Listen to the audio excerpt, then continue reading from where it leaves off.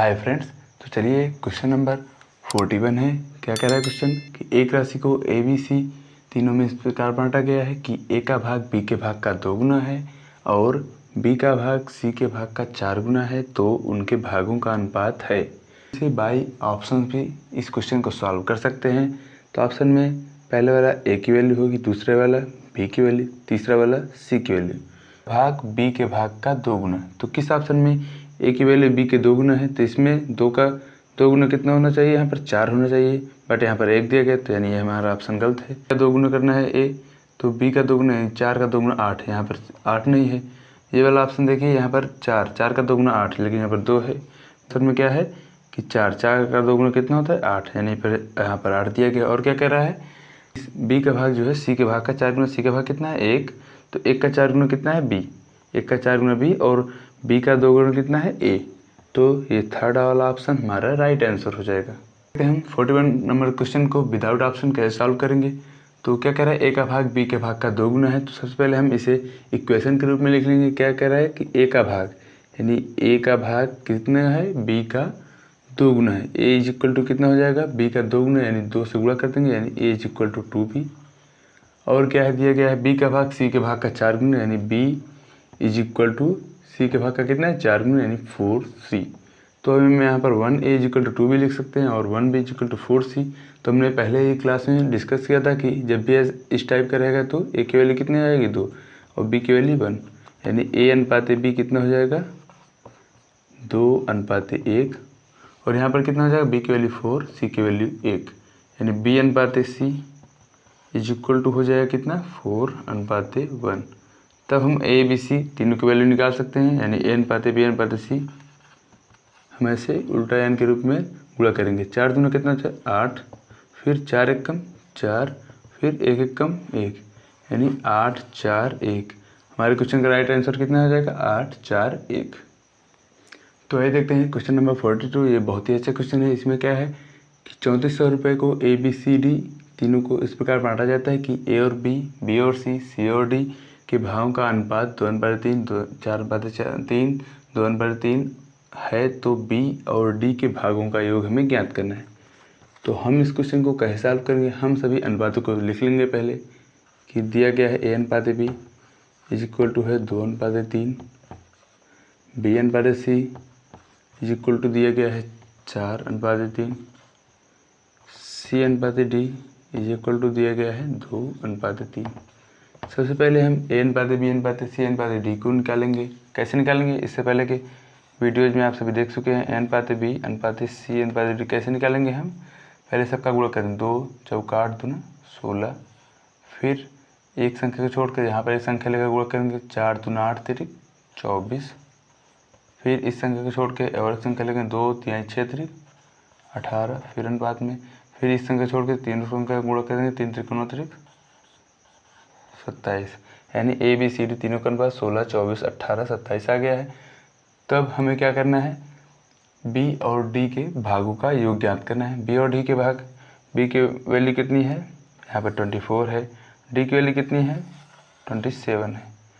तो आप सभी ध्यान दीजिए, यहाँ पर टोटल पूरा कितना है, पूरा अनुपात में कितने वैल्यू है 6 4 10 8 18 7 25 की 5 86 की 2 2 2 4 1 5 2 7 और 1 8 85, यानी 85 में बी का भाग कितना है 24, डी का भाग कितना है 27। तो हम क्या करेंगे, हम बी और डी के भाव का योग ज्ञात कर, बी और डी के भाव का योग ज्ञात कर लेंगे। यहाँ पर 24 27 कितना होता है जोड़ने पर 7 4 11, 2 2 4 1 5 51, कितने में 85 में, यानी सभी अनुपातों का योग नीचे लिखेंगे और इन अनुपातों का योग जिनका हमें ज्ञात करना है बी और डी का, इनके ऊपर लिख देंगे। 24 और 27 दोनों का योग मल्टीप्लाई कितने कर देंगे, जितना दिया गया है यहाँ पर 3400।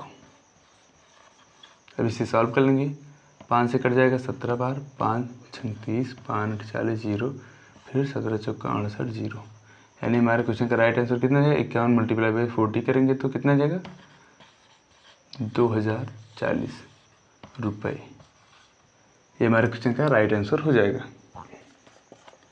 तो चलिए हम 43 नंबर के क्वेश्चन को डिस्कस करते हैं। यहाँ पर दिए गए 68,000 रुपये को ए बी सी में 1/2 अनुपात 1/4 अनुपात 5/16 में बांटा गया है। सबसे बड़े और सबसे छोटे भाग के अंतर हमको ज्ञात करना है। तो हम सबसे पहले क्या करेंगे, यहाँ पर अनुपात को भिन्न के रूप में दिया गया है यानी प्रतिलोम अनुपात, हम इसे अनुलोम अनुपात के रूप में चेंज करेंगे। अनुलोम अनुपात यानी कि हम इसे भिन्न के रूप में ना चेंज करके हम इसे एक संख्या के रूप में चेंज करेंगे। हर का एलसीएम लेंगे, 2 4 16 का एलसीएम कितना होता है 16। हम 16 से सभी अनुपातों में गुणा कर देंगे, कितना हो जाएगा चलिए देखते हैं। 8 एकम 8 अनुपाते 4 एकम 4 अनुपाते 5 एकम 5। तो आप सभी यहाँ पर देख सकते हैं कि इन ए बी सी तीनों का अनुपात कितना आ गया 8 4 5। यानी अगर कुल वैल्यू कितनी हो जाएगी 8 5 13 4 17। अगर 17 रुपये कुल होंगे तो उसमें ए को 8 रुपये मिलेगा, बी को 4 और सी को 5। यहाँ पर सबसे बड़ी वैल्यू 8 है और सबसे छोटी वैल्यू 4 है। इन दोनों का अंतर कितना होगा, क्योंकि हमें क्वेश्चन में क्या है सबसे बड़े और सबसे छोटे भाग का अंतर, यानी सबसे बड़ा 8 सबसे छोटा 4, इनका अंतर कितना हो जाएगा 4। यदि कुल टोटल रुपए कितना होगा 17, तो इन दोनों का अंतर कितना होगा 4, बट कुल रुपए कितने हैं 68,000। यानी कुल रुपए इस 17 से कितने गुना ज़्यादा है 4000 गुना ज़्यादा। यानी तब क्या हो जाएगा फिर इन दोनों का अंतर, यानी सबसे बड़े और सबसे छोटे की वैल्यू का अंतर भी कितना 4 ना होकर इससे कितना गुना ज़्यादा हो जाएगा 4000 गुना ज़्यादा है। यानी कितना है कुल 16000।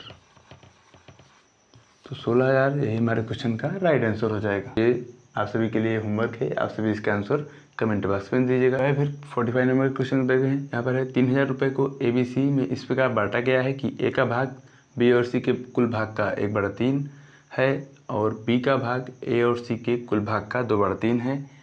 तो हमें C का भाग ज्ञात करना है। तो ये बहुत ही अच्छा क्वेश्चन है। यहाँ पर क्या दिया गया B और C के कुल भाग का 1/3 है।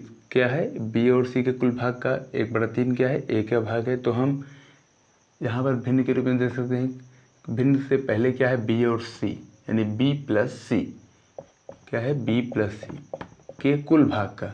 तो हम नीचे वाली वैल्यू जो है इसे हम B और C का भाग मान लेंगे और फिर ऊपर वाली वैल्यू जो बचेगी इसे हम क्या मानेंगे A का भाग। यानी हम इसे अब अनुपात के रूप में अगर लिखना चाहे तो इस इतने लाइन को क्या लिखेंगे B प्लस C अनुपात A इज इक्वल टू क्या लिख सकते हैं हम B प्लस C का अनुपात कितना है 3, B प्लस C का भाग कितना है 3 अनुपात A का भाग 1। तो सेम वैसे ही हम क्या लिख सकते हैं यहाँ पर A और C का भाग क्या लिख सकते हैं 3। तो B का ऊपर वाली वैल्यू B की हो जाएगी और नीचे वाली A और C की। तो हम इसे अगर अनुपात में रूप में लिखना चाहे तो A प्लस C अनुपात B क्या लिख सकते हैं हम A प्लस C की वैल्यू कितनी है 3 अनुपात B की वैल्यू कितनी है 2। तो हमने इस टाइप के क्वेश्चन को पहले डिस्कस किया है। तब हम A B और C तीनों का अनुपात निकालेंगे। कैसे निकालेंगे हम, सबसे पहले हम सभी वैल्यू को जोड़ेंगे A B C। 3 को जोड़ने पर यहाँ कितना है 3 1 4, यहाँ पर कितना है 3 2 5। तो हम क्या करेंगे इसके बाद अगर ये वैल्यू सेम होती तो हम कुछ नहीं करते, डायरेक्ट A B C तीनों का मान निकाल देते। बट यहाँ पर 4 है 5 है तो इनका एलसीएम कितना होता है 20। तो हमें सबसे पहले इसे 20 बनाना है। इसे 20 बनाने के लिए हम क्या करेंगे यहाँ पर 5 से मल्टीप्लाई, यहाँ पर 4 से। तो इस मल्टीप्लाई को यहाँ पर करने पर यहाँ पर 20 आ जाएगा और इसको भी 20।